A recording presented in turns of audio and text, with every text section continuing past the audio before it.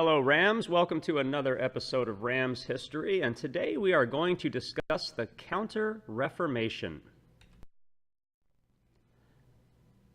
Now, as all of you are quite well aware, every action prompts a reaction. This is not just true in the sciences, but it's also true in history as well.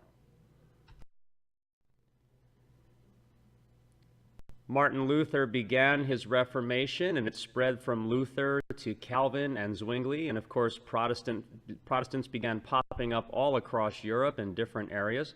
However, the Catholics have determined that they are not going to take the Reformation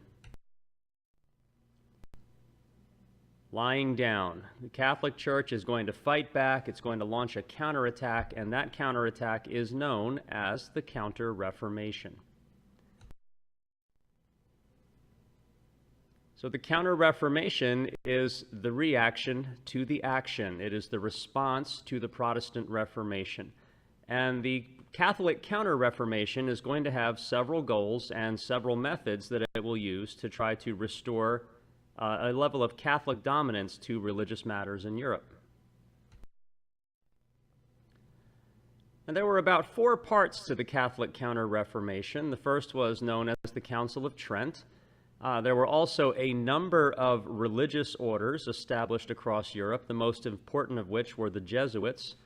The Roman Inquisition took place and was used to try heretics. And also, too, the Catholic Church attempted to return to spirituality, which was something many people felt the Church had strayed away from during the Middle Ages.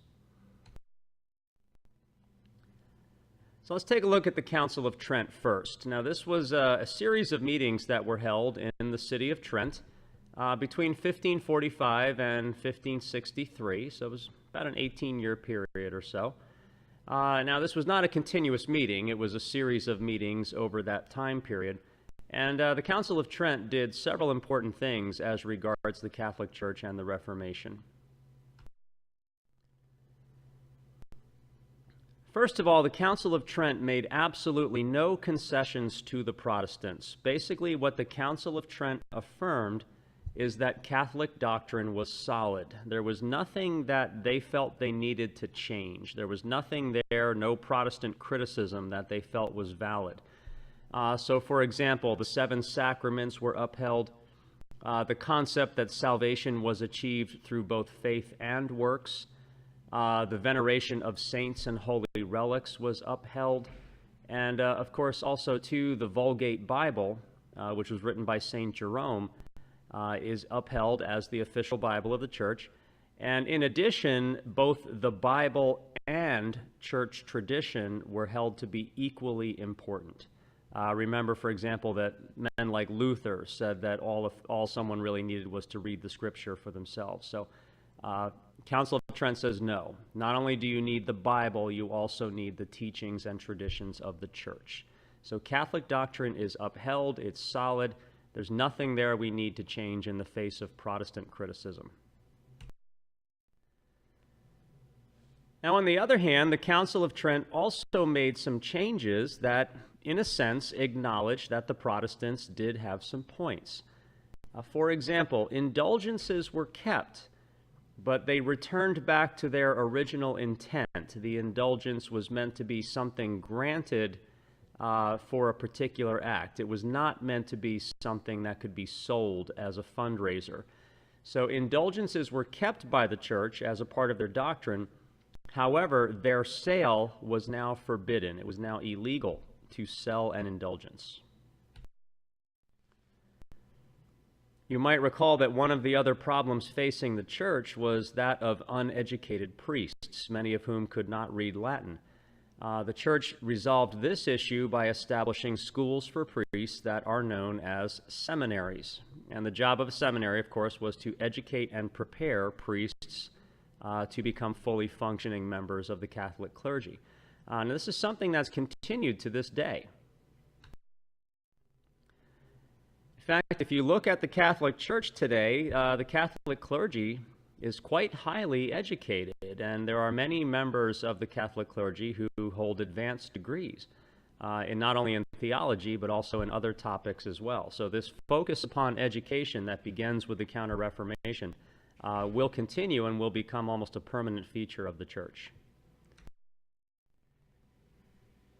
Another issue that had angered many people was, as you recall, poor attendance. You wake up on a Sunday morning after working in the fields all week, and then the priest isn't even there.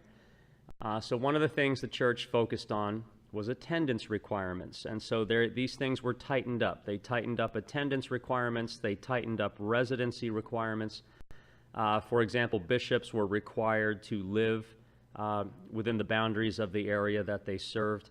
And they basically imposed a little bit more discipline on what had been some very sloppy policies regarding attendance and residency. Now, a couple other major issues, simony and nepotism were simply outright banned. The church acknowledged that these had become very serious problems, and the Council of Trent resolved them by simply outlawing them. They were banned going forward. Now, another aspect of the Catholic Counter-Reformation was the establishment of a number of religious orders. There were many different ones for both men and women. I'm going to focus on what's probably considered to be the most important of them, the Jesuits. Now, the Jesuits were actually founded by this individual here, Ignatius of Loyola. Now, Loyola did not actually set out to become a religious leader. He was actually originally a soldier. In fact, in his youth, he was something of a punk. He was quick to violence, and, he sort of led a lifestyle of partying and good times. One day, while he was engaged in battle, he was actually hit in the legs by a cannonball, and the cannonball shattered his legs. Now, amazingly, given the primitive medical practices of the day, Ignatius of Loyola managed to survive his wounds. He did heal. However, poor surgery had left him with one leg that was shorter than the other, and also left him with a lifetime limp. So his career as a soldier had ended due to his wounds, but during his recovery, he had begun to read a great deal of religious books and religious literature, and he decided to sort of change his ways, and he sort of gave up on his sort of sinful past, and he devoted his life instead to the church.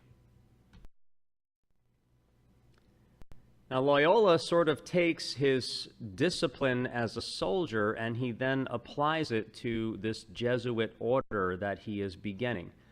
An example of this, he says, that we may be altogether of the same mind and in conformity, if the church shall have defined anything to be black which to our eyes appears to be white, we ought in like manner to pronounce it to be black. I will believe that the white that I see is black if the hierarchical church so defines it. So what Loyola means by this is that we do not question the doctrines of the church. The doctrines of the church, the orders of the Pope, are supreme, and we will obey them. So this is very much the mindset of a soldier who is accustomed to obeying orders on the battlefield. And he applies this sort of template to the Jesuits. In fact, the Jesuits sort of openly considered themselves to be soldiers of God, and part of the Catholic Counter-Reformation was to acquire new souls. Let's go out and let's get new Catholics. Keep in mind, ladies and gentlemen, that this event sort of coincides with the colonization of the New World and also explorations down to Africa and Asia. So the Jesuits kind of go along. And in fact, they gain Catholic converts in North America, especially in South America, but also in Africa and Asia as well. There were actually some Jesuit missionaries who made it as far as China and Japan. Some of these missionaries suffered greatly, others were killed, but they did achieve their goal of obtaining, in some cases, millions of new Catholic converts around the globe. The Jesuits also put a big priority upon education. One of their goals was to sort of engage the Protestants in debate, so let's be able to prepare to engage these guys sort of word for word, almost an intellectual battle, if you will. So to that end, the Jesuits established hundreds of schools all around the world, and in fact, to this day, the Jesuits actually operate hundreds of colleges and secondary schools around the world, as well as here in the United States. So the Jesuits were not simply soldiers of God, they were also major educators as well.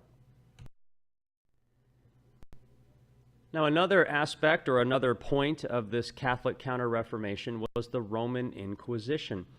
Now, remember, ladies and gentlemen, there have actually been several Inquisitions through history. Most of us are familiar with the Spanish Inquisition, which began under Ferdinand and Isabella. What we're talking about here is the Roman Inquisition, which took place in Italy and was not quite as severe as the Inquisition in Spain.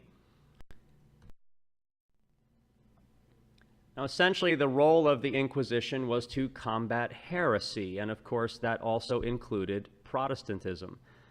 So the goal of the Inquisition was to bring in people who were challenging church doctrines and essentially try them. Now, I know that the common perception today is that the Inquisition involved torture and burning at the stake and things, and these are true. These things did happen, but in many cases, these were not resorted to until sort of the more extreme requirements sort of dictated them. The Roman Inquisition did try to put tight controls on things like the use of torture. However, inevitably, sometimes things did get out of hand. But as far as burning at the stake, only a relatively small percentage of people who were tried by the Inquisition actually wound up being burned at the stake. Now, the Roman Inquisition is perhaps best known because it is the Inquisition that tried Galileo. Of course, Galileo was publishing his theory of the universe, which says that the sun was the center of the universe and the earth revolved around the sun. And this sort of flew in the face of church teaching. So Galileo was brought before the Inquisition and forced to recant, and actually for the remainder of his life, he was placed under house arrest.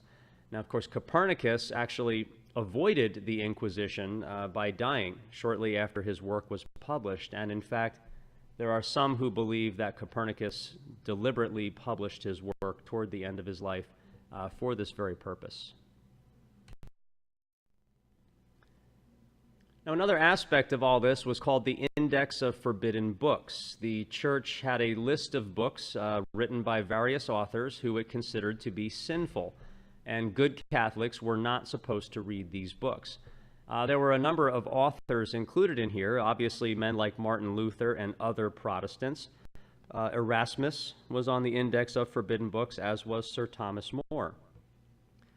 Now, the problem with all of this is that times had changed.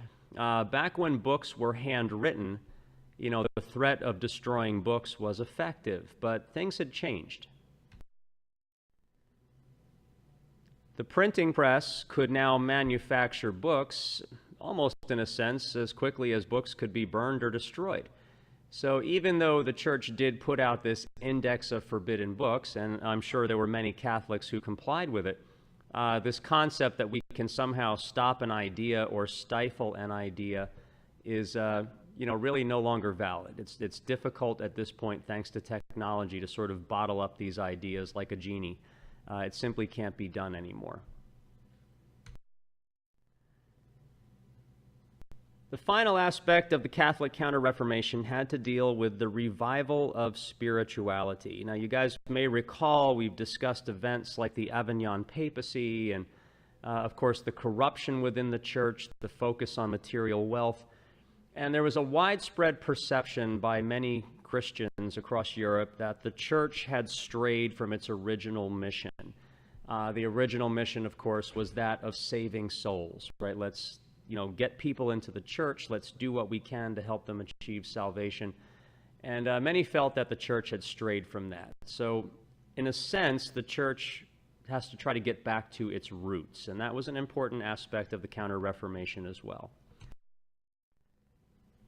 So one of the things the church put an emphasis upon was piety. All right, this emphasis on personal piety. And for example, the clergy were reminded that they set the example for the rest of their flock. And so priests were urged to live godly lives and to set a good example.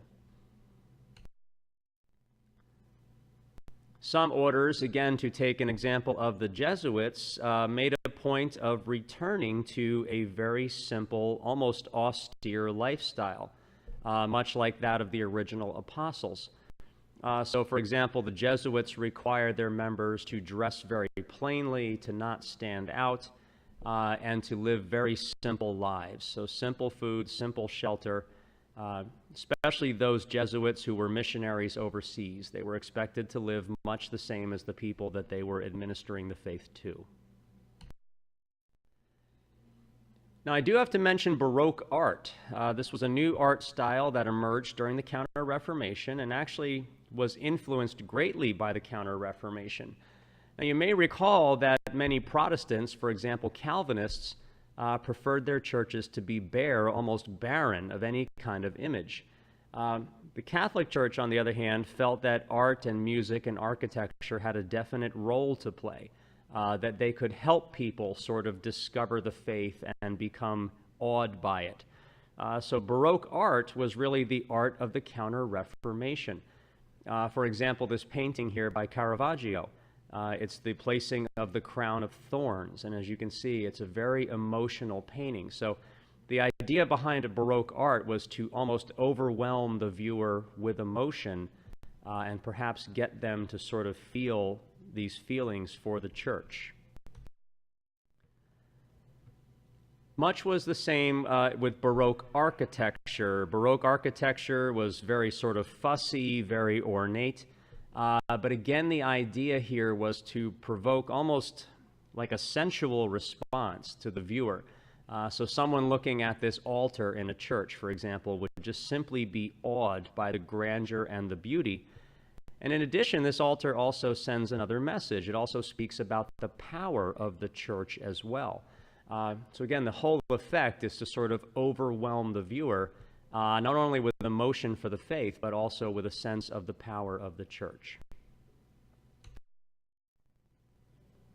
Well, all right, ladies and gentlemen, so if we can sort of summarize the Counter-Reformation, this was sort of a four-pronged counterattack against the Protestants. It included the Council of Trent, the establishment of various religious orders, for example, the Jesuits, the Roman Inquisition to try heretics and sort of put a legal aspect to the Inquisition, and of course the Church attempting to return to its roots and revive Catholic spirituality.